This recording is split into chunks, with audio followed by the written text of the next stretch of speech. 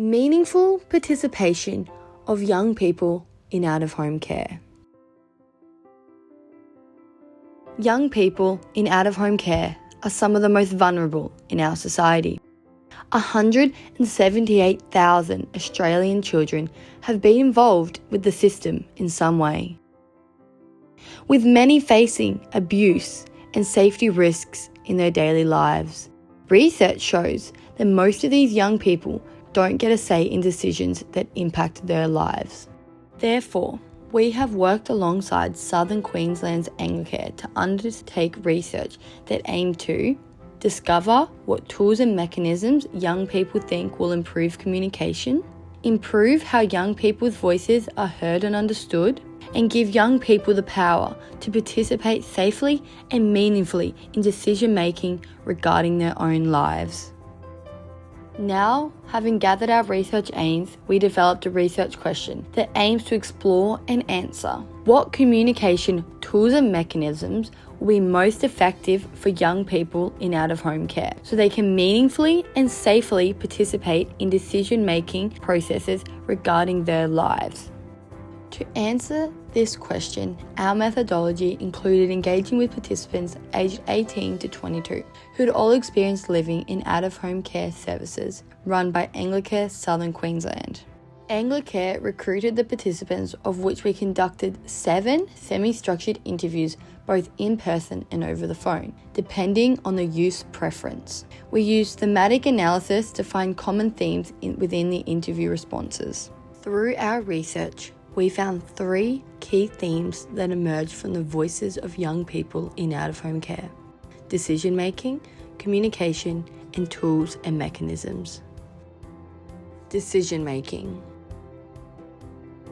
We found that overall, young people believed they had some level of autonomy in out-of-home care, which allowed them to meaningfully participate in decision-making regarding their lives. This was particularly strong in relation to small everyday decisions, like decorating their living spaces, picking out their meals, or joining extracurriculars. Everyone told them what we wanted to eat, and they would buy us whenever we spoke to them about. And then there's my room. Like whenever you move into a place, they do a whole room budget. So they buy you anything you want for your room. In relation to larger life decisions, like visiting siblings or deciding on an area they wish to live, less autonomy was given. We also found that the degree of autonomy given to each young person was usually dependent on their communication and relationships with their carers. Communication. We found that young people who participated in this study were open to multiple methods of communication.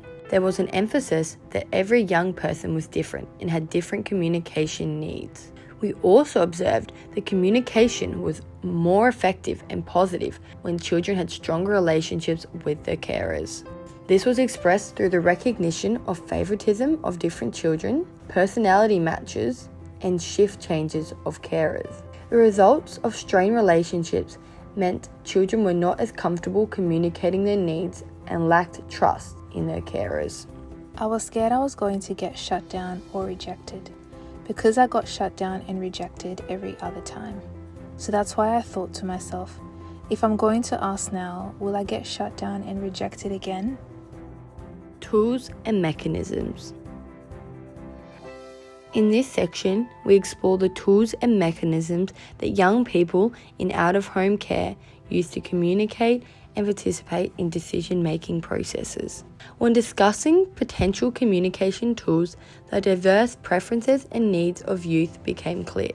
While face-to-face communication was sometimes preferred, the value of an online tool, such as an app, was consistently highlighted. Features suggested by young people include the ability to notify staff of their daily moods, a dedicated messaging section for one-on-one communication with specific staff members they felt more comfortable with, and personal profiles for both staff and youth to foster positive relationships through personal connections. Participants also pointed out the lack of follow-up issues such as bad behaviour, substance abuse, and mental health struggles, agreeing that an app could be an effective tool for managing these processes.